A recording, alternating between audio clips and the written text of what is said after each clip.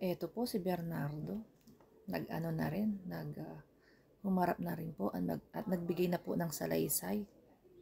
Gumawa na po ng affidavit, gustong maging state witness. So, kanya-kanya na talaga sila ng ano po dyan, diskarte para makapasok as state witness and makapasok sa WPP.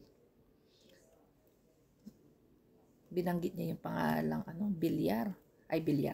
Revilla at Nancy Binay. So dito naman bagong ano to ha, kasi dito kay Alcantara meron tayong medyo Zaldico, Joel Estrada. Dito naman kay Bernardo, Nancy Binay, tsaka kay Revilla. Yung na mga Revilla na yan. Hindi na nagbago. Dapat talaga dyan, ikulong uli yan eh.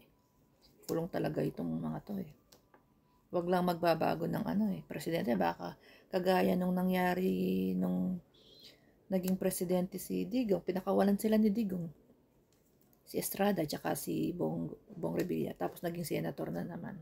Nagnako na naman. Ayos. So, ayan po si Bernardo, ang dating DPWH. Former DPWH secretary. And pinirmahan niya kanyang affidavit sa harap in the presence of many ng mga senators, DOJ at mga tao doon. So yan po. Baka question ninyo, bakit katabi niya si Remulla? Sa gitna si Remulla, nandito si Alcantara, nandito si Bernardo. Kasi pareho po silang nag-sign ng affidavit.